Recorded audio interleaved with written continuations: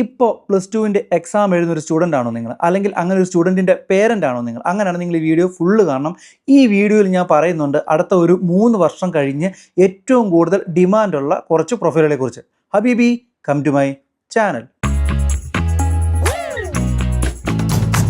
ഇപ്പോൾ നമ്മുടെ SSLCയുടെയും പ്ലസ് ടുവിൻ്റെയൊക്കെ പരീക്ഷ ഇങ്ങനെ നടന്നുകൊണ്ടിരിക്കുന്ന സമയമാണ്. ഈ ഒരു പരീക്ഷ കഴിഞ്ഞ് കഴിയുമ്പം SSLC പരീക്ഷ എഴുതിയവർ അടുത്ത ഈ പ്ലസ് ടുവിലോട്ട് പോകും. പ്ലസ് ടു പരീക്ഷ എഴുതിയവർ അവരാണ് ലൈഫിൻ്റെ അടുത്തൊരു സ്റ്റേജിലോട്ട് പോകുന്നത്. അതായത് നിങ്ങളുടെ കരിയർ ഡെവലപ്പ് ചെയ്യുന്ന, അല്ലെങ്കിൽ നിങ്ങളുടെ കരിയറിൽ എന്താവണമെന്ന് ഡിസൈഡ് ചെയ്യുന്ന ഒരു കോഴ്സ് പഠിക്കാൻ വേണ്ടി പോകുന്നത്. നിങ്ങളിൽ ഒരു നല്ലൊരു ശതമാനം ആളുകൾ 10ാം ക്ലാസ് കഴിഞ്ഞപ്പോഴേ നിങ്ങൾക്ക് ഏതിലോട്ട് പോകണം, അല്ലെങ്കിൽ നിങ്ങൾക്ക് ഏതൊരു പ്രൊഫൈൽ അല്ലെങ്കിൽ ഏതൊരു പ്രൊഫഷനിലോട്ട് പോകണമെന്ന് ഡിസൈഡ് ചെയ്തിട്ട് അതിനനുസരിച്ചിട്ടുള്ള പ്ലസ് ടു ഗ്രൂപ്പുകളായിരിക്കും എടുത്തിട്ടുള്ളത്. ഇപ്പം ഒരു ഹെൽത്ത് കെയറിലോട്ട് പോകണം, അല്ലെങ്കിൽ ഒരു നേഴ്സ് ആവണം, ഒരു ഡോക്ടർ ആവണം, ഇങ്ങനെ ചിന്തിക്കുന്ന അല്ലെങ്കിൽ ഇങ്ങനെ ആഗ്രഹിക്കുന്ന ഒരു കുട്ടി ഓഫ് കോഴ്സ് ഉറപ്പായിട്ട് അവർ സയൻസ് ആയിരിക്കും എടുത്തിരിക്കുന്നത്. അതേപോലെ ഒരു പൊളിറ്റിക്കലി പോകണം അല്ലെന്നുണ്ടെങ്കിൽ ആ ഒരു ലെവലിൽ പോകണം ചിന്തിക്കുന്ന ഒരാളാണെന്നുണ്ടെങ്കിൽ നിങ്ങളൊരു ഹിസ്റ്ററി ആയിരിക്കും സബ്ജക്റ്റ് എടുത്തിരിക്കുന്നത്.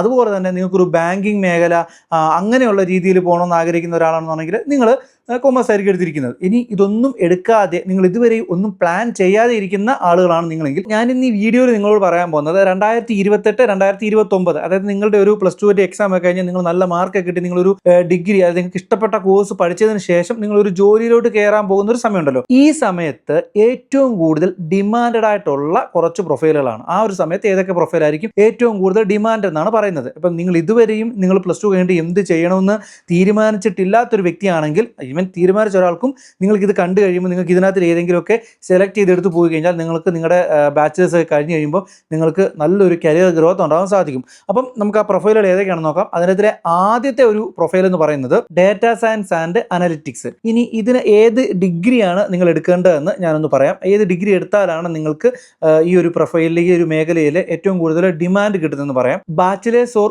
Masters degree in data science, statistics or business analytics.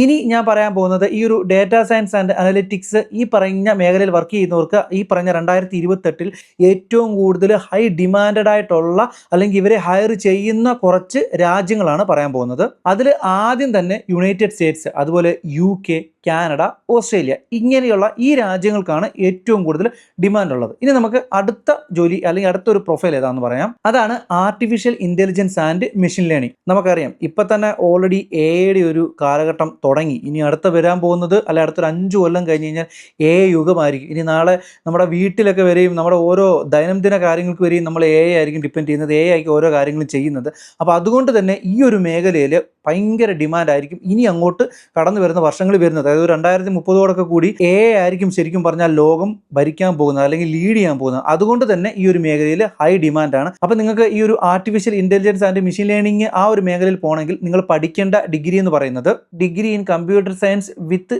A focus on AI and machine learning. ഇനി ഈ ആർട്ടിഫിഷ്യൽ ഇന്റലിജൻസ് ആൻഡ് മെഷീൻ ലേണിംഗിൽ ഈ പറഞ്ഞ 2028, 2029 അല്ലെ 2030 ഏതൊക്കെ രാജ്യങ്ങൾക്കാണ്, അല്ലെങ്കിൽ ഏതൊക്കെ രാജ്യങ്ങളിലാണ് ഈ പറഞ്ഞ മേഖലയിലുള്ളവർക്ക് ഹൈ ഡിമാൻഡായിട്ട് വരുന്നത് നോക്കി കഴിഞ്ഞാൽ, 1 യുണൈറ്റഡ് സ്റ്റേറ്റ്സ്, 2 ചൈന. നമുക്കറിയാം എന്ത് കാര്യങ്ങൾക്കും ഈ പറഞ്ഞ ലോകത്തിൻ്റെ എന്ത് പുതിയ കണ്ടുപിടുത്തവും കൊണ്ടുവരുന്നത് ചൈനയാണ്. അതുകൊണ്ട് തന്നെ ചൈനയിൽ ഡിമാൻഡ് ഉണ്ട്. പിന്നെ ജർമ്മനി, അതുപോലെ സിംഗപ്പൂർ. ഇനി ലിസ്റ്റിലെ അടുത്തതാണ് സൈബർ സെക്യൂരിറ്റി. നമുക്കറിയാം ഈ പറഞ്ഞ എല്ലാം ഈ ഒരു ടെക്നോളജി ബേസ്ഡ് ആയിട്ടുള്ളൊരു ലോകമാണ്. അതുപോലെ തന്നെ എന്ത് കാര്യങ്ങളും, ഇപ്പോൾ ഒരു ഏത് സ്ഥാപനമാണെങ്കിലും അവരുടെ A to Z കാര്യങ്ങളും ഹാൻഡിൽ ചെയ്യുന്നതും, അല്ലെങ്കിൽ ഇതെല്ലാം ലിങ്ക് ചെയ്യുന്നതും ഇൻ്റർനെറ്റും അങ്ങനെയുള്ള കാര്യങ്ങൾ വഴിയാണ്. അതുകൊണ്ട് തന്നെ ഈ പറഞ്ഞ സൈബർ ഹാക്കിങ്ങും സൈബർ ത്രെട്ടണിങ്ങും ഇങ്ങനെയുള്ള കുറേ കാര്യങ്ങളും നടക്കാൻ സാധ്യത ഉള്ളത് കൊണ്ട് തന്നെ ഈ പറഞ്ഞ മേഖലയിലുള്ള ഏതൊരു മേഖലയിലുള്ള ഒരു കമ്പനികളാണെങ്കിലും ഏതൊരു സ്ഥാപനമാണെങ്കിലും ഇവരുടെ സൈബർ സെക്യൂരിറ്റി വിങ് എപ്പോഴും സ്ട്രോങ് ആയിരിക്കും. അതുകൊണ്ട് തന്നെ ഇവർക്ക് എപ്പോഴും വലിയ രീതിയിലുള്ള ഡിമാൻഡും ഉണ്ടാവും. ഇനി ഇവർ പഠിക്കേണ്ട ഡിഗ്രി അല്ലെങ്കിൽ പഠിക്കേണ്ട കോഴ്സ് ഏതാണെന്ന് പറയാം. Degree in cyber security, computer engineering or information technology. ഇനി ഈ പറഞ്ഞ സൈബർ സെക്യൂരിറ്റി പ്രൊഫഷണലുകൾക്ക് ഹൈ ഡിമാൻഡഡ് ആയിട്ടുള്ള രാജ്യങ്ങൾ ഏതൊക്കെയാണെന്ന് നോക്കാം. ആദ്യം തന്നെ യുണൈറ്റഡ് സ്റ്റേറ്റ്സ്, അമേരിക്ക, അതുപോലെ ഇസ്രായേൽ, UK, ഓസ്ട്രേലിയ. ഈ പറഞ്ഞ രാജ്യങ്ങളാണ് സൈബർ സെക്യൂരിറ്റി മേഖലയുള്ള പ്രൊഫഷണലുകൾക്ക് ഏറ്റവും കൂടുതൽ ജോലി സാധ്യതയും ഏറ്റവും കൂടുതൽ ഡിമാൻഡുമായിട്ട് വർക്ക് ചെയ്യാൻ സാധിക്കുന്നത്. ഇനി നമുക്ക് അടുത്ത പ്രൊഫൈൽ നോക്കാം. അടുത്തത് ഹെൽത്ത് കെയർ ആൻഡ് നേഴ്സിംഗ്. ഈ നേഴ്സിംഗ് അല്ലെങ്കിൽ ഈ ഹെൽത്ത് കെയർ എന്നുള്ളത് ഈ എത്ര വർഷം കഴിഞ്ഞാലും ഈ ഒരു മേഖലയ്ക്ക് എപ്പോഴും ഡിമാൻഡ് ആയിരിക്കും.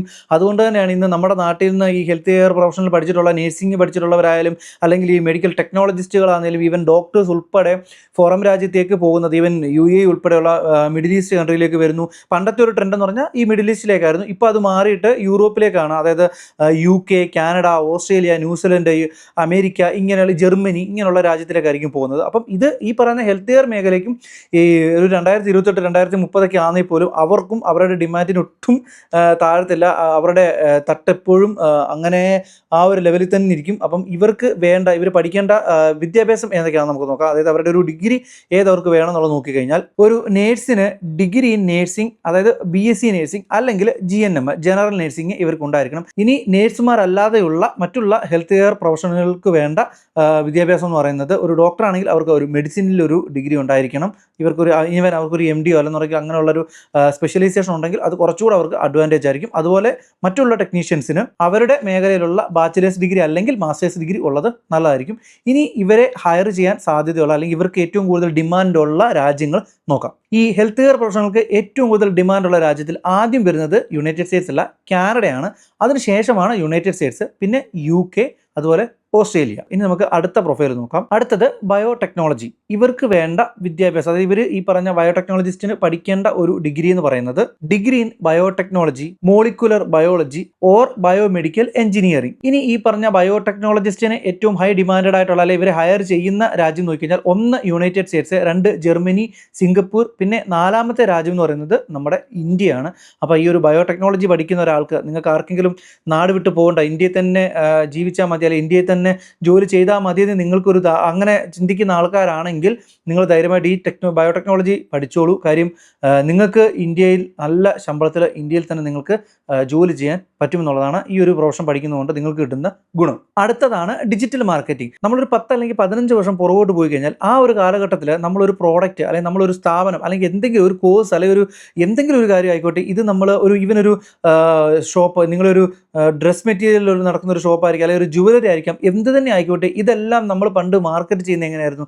ഒന്നുകിൽ ന്യൂസ് പേപ്പർ, അല്ലെന്നുണ്ടെങ്കിൽ ഈ പേപ്പർ ആഡ്സ്, അല്ലെന്നുണ്ടെങ്കിൽ TV ആഡ്സ്. എന്നാൽ കാലഘട്ടം മാറി. ഞാനീ പറഞ്ഞ ഇപ്പം നമ്മുടെ ഈ AI കാലഘട്ടം യുഗം വന്നതുപോലെ തന്നെ കാലഘട്ടം മാറിയപ്പം പിന്നീട് ഇത് ഓൺലൈൻ പ്ലാറ്റ്ഫോമുകളിലോട്ട് മാറി. അതായത് സോഷ്യൽ മീഡിയ പ്ലാറ്റ്ഫോമിലോട്ട് മാറി. Facebook, YouTube, Twitter, Snapchat, Instagram, ഇതുപോലെയുള്ള പ്ലാറ്റ്ഫോമുകൾ മാറി. പിന്നീട് ഈ പറഞ്ഞ സെല്ലിങ്, അതായത് നമ്മൾ പണ്ടൊക്കെ മൊബൈലോ അല്ലെന്നുണ്ടെങ്കിൽ വസ്ത്രങ്ങളോ ഒക്കെ നമ്മൾ മേടിക്കാൻ പോകുന്നത് ഷോപ്പുകളായിരുന്നു പോയി മേടിച്ചുകൊണ്ടിരുന്നത്. എങ്കിൽ പിന്നീട് ഇത് മാറിയിട്ട് ഓൺലൈൻ വന്നു. അതായത് ആമസോൺ, ഫ്ലിപ്കാർട്ട്, ഇതുപോലെയുള്ള മീഷോ, ഇതുപോലെയുള്ള ഓൺലൈൻ പോർട്ടലുകൾ വന്നപ്പം പിന്നീട് നമ്മൾ പർച്ചേസ് ഒക്കെ ഓൺലൈനിലായി. അതും കഴിഞ്ഞ് കുറച്ചുകൂടെ വന്നപ്പം നമ്മൾ ഗ്രോസറീസ്, അതായത് നമ്മൾ ഈ പറഞ്ഞ ഗ്രോസറീസ് ഒക്കെ പണ്ട് സൂപ്പർ മാർക്കറ്റിലോ അല്ലെന്നുണ്ടെങ്കിൽ ഷോപ്പുകളിലോ പോയി മേടിച്ചുകൊണ്ടിരുന്നത് പിന്നീട് ഈ പറഞ്ഞ ഗ്രോസറീസും നമ്മൾ ഓൺലൈനിൽ പർച്ചേസ് ചെയ്യാൻ തുടങ്ങി. അപ്പം അതായത് നമ്മളുടെ ദൈനംദിന ജീവിതത്തിലെ A to Z കാര്യങ്ങളും നമ്മൾ പർച്ചേസ് ചെയ്യുന്നതും നമ്മൾ എന്ത് ചൂസ് ചെയ്യണം അല്ലെങ്കിൽ നമ്മൾ എന്ത് മേടിക്കണമെന്നും തീരുമാനിക്കുന്നത് ഈ പറഞ്ഞ ഓൺലൈൻ അല്ലെങ്കിൽ സോഷ്യൽ മീഡിയ, ഡിജിറ്റൽ മീഡിയ പ്ലാറ്റ്ഫോമുകളായി. അതുകൊണ്ട് തന്നെ ഈ പറഞ്ഞ ഡിജിറ്റൽ മീഡിയയിൽ ഒരുപാട് മാർക്കറ്റിങ്ങുകൾ നടന്നു. അതായത് നമുക്കെല്ലാവർക്കും സോഷ്യൽ മീഡിയ ഉള്ളതുകൊണ്ട് ഈ പറഞ്ഞ ഒരു പ്രോഡക്റ്റ് ഒരു കമ്പനിക്ക് സെല്ല് ചെയ്യണമെങ്കിൽ അവർ ഏറ്റവും കൂടുതൽ പൈസ ഇൻവെസ്റ്റ് ചെയ്യുന്നതും അവർ മാർക്കറ്റ് ചെയ്യാൻ യൂസ് ചെയ്യുന്നതും പറഞ്ഞ ഡിജിറ്റൽ മീഡിയയാണ്. അതുകൊണ്ട് തന്നെ ഈ ഡിജിറ്റൽ മീഡിയ മാർക്കറ്റിംഗ് ചെയ്യുന്ന ആളുകൾക്ക് അല്ലെങ്കിൽ ആ ഒരു പ്രൊഫഷൻ പഠിക്കുന്ന ഒരു സ്റ്റുഡൻറ്റിന് അല്ലെങ്കിൽ ഒരു പ്രൊഫഷണലിസ്റ്റിന് ഭയങ്കര ഡിമാൻഡാണ്. ഈവൻ അതിപ്പോൾ തന്നെ ഡിമാൻഡാണ്. ഇനി അതൊരു 5 കൊല്ലം കൂടെ അല്ലെങ്കിൽ ഒരു 2-3 കൊല്ലം കൂടെ കഴിയുമ്പോഴത്തേക്കും അത് ഹൈ ആയിട്ട് വരത്തുള്ളൂ. അപ്പോൾ അതുകൊണ്ട് തന്നെ ഈ പറഞ്ഞ ഡിജിറ്റൽ മാർക്കറ്റിംഗ് പഠിക്കാൻ താല്പര്യമുള്ളവരാണെങ്കിൽ നിങ്ങൾ ധൈര്യമായിട്ട് പഠിച്ചോളൂ. ഇനി നിങ്ങൾക്ക് വേണ്ട ഒരു എഡ്യൂക്കേഷൻ, അതായത് നിങ്ങൾ പഠിക്കേണ്ട ഡിഗ്രി ഏതാണെന്ന് ഞാൻ പറയാം. നിങ്ങൾക്ക് degree or certification in digital marketing, marketing management or communication. ഇനി ഈ പറഞ്ഞ ഡിജിറ്റൽ മാർക്കറ്റേഴ്സിന് ഒരു 2028 അല്ലെങ്കിൽ 2029 ആകുമ്പോഴത്തേന് ഏറ്റവും കൂടുതൽ ഡിമാൻഡ് ഉണ്ടാകാവുന്ന രാജ്യങ്ങൾ എന്ന് പറയുന്നത്, അല്ലെങ്കിൽ ഇവരെ ഏറ്റവും കൂടുതൽ ഹയർ ചെയ്യുന്ന രാജ്യങ്ങൾ എന്ന് പറയുന്നത്, 1 United States, 2 UK, 3 Canada, 4 Australia. ഇപ്പം നിങ്ങൾ ചോദിക്കും എന്ത് ഇത്രയും രാജ്യങ്ങൾ മാത്രമേ പറയുന്നുള്ളൂ എന്ന്. ഞാൻ ഇതിനകത്തിൽ ഏറ്റവും കൂടുതൽ ഹൈ ഡിമാൻഡഡ് ആയിട്ട് ഹയർ ചെയ്യാൻ സാധ്യതയുള്ള അല്ലെങ്കിൽ ഹയർ ചെയ്യാവുന്ന രാജ്യങ്ങളാണ് ഞാൻ പറയുന്നത്. ബാക്കിയുള്ള രാജ്യങ്ങളെല്ലാം ഹയർ ചെയ്യും, പക്ഷെങ്കിൽ ഏറ്റവും കൂടുതൽ ഈ ഒരു ഗ്രാഫിൽ ഏറ്റവും കൂടുതൽ പ്രയോറിറ്റി ഉള്ള രാജ്യങ്ങളാണ് ഞാൻ ഈ പറയുന്നത്. ഇനി നമുക്ക് അടുത്ത പ്രൊഫൈൽ നോക്കാം. അടുത്തതാണ് ഫിനാൻഷ്യൽ ടെക്നോളജി. പണ്ടൊക്കെ നമ്മുടെ അക്കൗണ്ടൻ്റ് ഒക്കെ എങ്ങനെയാണ് ഈ ഫിനാൻഷ്യൽ കാര്യങ്ങളൊക്കെ റെക്കോർഡ് ചെയ്യുന്നത് ചെയ്യുന്നതെന്ന് വെച്ച് കഴിഞ്ഞാൽ പണ്ട് വലിയ ബുക്കാണ്, ഈ ബുക്കിലായിരിക്കും liability, asset, profit, balance sheet, ഇതെല്ലാം ബാലൻസ് ഷീറ്റ് ഒക്കെ പ്രിപ്പയർ ചെയ്യുന്നത്. പിന്നീട് അത് മാറി കമ്പ്യൂട്ടർ വന്നു, ഇപ്പം സോഫ്റ്റ്വെയർ ടെക്നോളജി വന്നു, ഇപ്പോൾ സോഫ്റ്റ്വെയർ വെച്ചിട്ടാണ് ഇപ്പോൾ ചെയ്യുന്നത്. ഇനി ഫ്യൂച്ചറിൽ നടക്കാൻ പോകുന്നത് ഈ പറഞ്ഞ ടെക്നോളജി അല്ലെങ്കിൽ ഇതൊക്കെ യൂസ് ചെയ്തിട്ടുള്ള ഒരു ഫിനാൻസിങ് മെത്തേഡ് ആയിരിക്കും വരാൻ പോകുന്നത്. അതുകൊണ്ട് തന്നെ നിങ്ങൾ ഇപ്പോൾ ഒരു ഫിനാൻഷ്യൽ ടെക്നോളജി കോഴ്സ് പഠിച്ചു കഴിഞ്ഞാൽ നിങ്ങൾ പഠിച്ചിറങ്ങുമ്പോൾ നിങ്ങൾക്ക് ഹൈ ഡിമാൻഡായിട്ട് നിങ്ങൾക്ക് നല്ല സാലറിയിൽ നിങ്ങൾക്ക് ജോലി നേടാൻ സാധിക്കും. ഇനി നിങ്ങൾ പഠിക്കേണ്ട കോഴ്സ് ഏതാണെന്ന് പറയാം. Degree in finance, information technology or specialized fintech programs. ഇനി ഇവരെ ഹയർ ചെയ്യാൻ സാധ്യതയുള്ള അല്ലെങ്കിൽ ഇവർക്ക് ഏറ്റവും കൂടുതൽ ഡിമാൻഡുള്ള രാജ്യങ്ങളുടെ ലിസ്റ്റ് നോക്കാം. United States, America, UK, Singapore, Hong Kong, ഈ പറഞ്ഞ രാജ്യങ്ങൾക്കായിരിക്കും ഇവർക്ക് ഹയർ ചെയ്യാൻ സാധ്യത കൂടുതലുള്ളത്. ഇനി അടുത്ത പ്രൊഫൈൽ നോക്കാം. അടുത്തതാണ് റോബോട്ടിക് ആൻഡ് ഓട്ടോമോട്ടീവ്. നമ്മൾ എയുടെ കാലം പറഞ്ഞ പോലെ തന്നെ റോബോട്ടിക് കാലഘട്ടമാണ് വരുന്നത്. ഇപ്പം പല കമ്പനികളും പണ്ട് മാൻ പവർ വെച്ച് ചെയ്തുകൊണ്ടിരുന്ന പല വർക്കുകളും ഇന്ന് റോബോട്ടിക് ആയിട്ടുണ്ട്. അപ്പോൾ അതുകൊണ്ട് തന്നെ ഇനി അങ്ങോട്ട് വരുന്ന കാലഘട്ടത്തിൽ ഒരു റോബോട്ടിക് യുഗമായിരിക്കും, അല്ലെങ്കിൽ മനുഷ്യന് പകരം റോബോട്ട് വർക്ക് ചെയ്യുന്ന ഒരു രീതിയിലോട്ട് വരും. അതുകൊണ്ട് തന്നെ നിങ്ങൾ ഈ റോബോട്ടിക് ആൻഡ് ഓട്ടോമേഷനിൽ ഇപ്പം നിങ്ങളൊരു ഡിഗ്രിക്ക് ജോയിൻ ചെയ്ത് നിങ്ങൾ സ്റ്റാർട്ട് ചെയ്താൽ നിങ്ങളുടെ പഠിത്തം കഴിയുമ്പോഴത്തേക്കിന് ഈ പറയുന്ന ആ ഒരു റോബോട്ടിക് യുഗം വരുമ്പം നിങ്ങൾക്ക് അതിനകത്തിൽ എൻട്രി ചെയ്യാൻ പറ്റും. ആ ഒരു മേഖലയിലോട്ട് നിങ്ങൾക്ക് കയറാനും പറ്റും. അതുവഴി നിങ്ങൾക്ക് നല്ല സാലറിയിൽ ഏണിങ്ങിൽ നിങ്ങൾക്ക് ജോലി ചെയ്യാൻ പറ്റും. അതല്ല നിങ്ങളിനിയും കുറേ വർഷം കഴിഞ്ഞിട്ടാണ് നിങ്ങളൊക്കെ വേറെ ഏതെങ്കിലും ഒരു കോഴ്സ് പഠിച്ചിട്ട് ആ ഒരു സമയത്ത് ഈ റോബോട്ടിക്ക് ഇത്ര ഡിമാൻഡ് വന്നു, എന്നാൽ പിന്നെ ഞാൻ ഇതിലോട്ട് പഠിക്കാമെന്ന് പറഞ്ഞാൽ വീണ്ടും നിങ്ങൾ ഒന്നേന്ന് തുടങ്ങണം. അപ്പോഴത്തേക്കിന് വീണ്ടും നിങ്ങൾ കുറേ കൂടെ ബാക്കൗട്ട് പോവുകയാണ് ചെയ്യുന്നത്. അപ്പോൾ നിങ്ങൾ ഇപ്പോഴേ ഇതിനെല്ലാം പ്രിപ്പയർ ചെയ്താൽ നിങ്ങൾക്ക് നിങ്ങളുടെ ഒരു പഠിത്തം കഴിയുമ്പോൾ നിങ്ങൾക്ക് നല്ല ഒരു പ്രൊഫൈലിൽ നിങ്ങൾക്ക് വർക്ക് ചെയ്യാൻ സാധിക്കും. ഇനി നിങ്ങൾ പഠിക്കേണ്ട വിദ്യാഭ്യാസം അല്ലെങ്കിൽ ഡിഗ്രി ഏതാണെന്ന് പറയാം. Degree in robotic engineering, mechanical engineering or automation technology. ഇനി ഈ പറഞ്ഞ റോബോട്ടിക് ആൻഡ് ഓട്ടോമേഷൻ പ്രൊഫഷനുകളെ കൂടുതലും ഹയർ ചെയ്യുന്ന അല്ലെങ്കിൽ ഹയർ ചെയ്യാൻ സാധ്യതയുള്ള രാജ്യങ്ങളുടെ ലിസ്റ്റ് നമുക്ക് നോക്കാം. ഞാൻ ആദ്യം പറയാൻ പോകുന്ന രാജ്യത്തിൻ്റെ പേര് ഓൾറെഡി നിങ്ങൾ എല്ലാവരും പ്രെഡിക്റ്റ് ചെയ്തിട്ടുള്ള രാജ്യമായിരിക്കും. കാര്യം ഇതുപോലുള്ള ഏത് ഇന്നോവേഷൻസും ആദ്യം ഇംപ്ലിമെൻറ്റ് ചെയ്യുന്നതും അല്ലെങ്കിൽ ലോകത്തിന് മുന്നിലും കാണിക്കുന്നതുമായിട്ടുള്ള ഒരു രാജ്യം എന്ന് പറയുന്നത് അത് തന്നെ ജപ്പാൻ. കാര്യം ഓട്ടോമാറ്റിക് ടോയ്ലറ്റ് ക്ലോസറ്റ് വരെ കണ്ടുപിടിച്ചിട്ടുണ്ട് ഇപ്പം ജപ്പാൻ.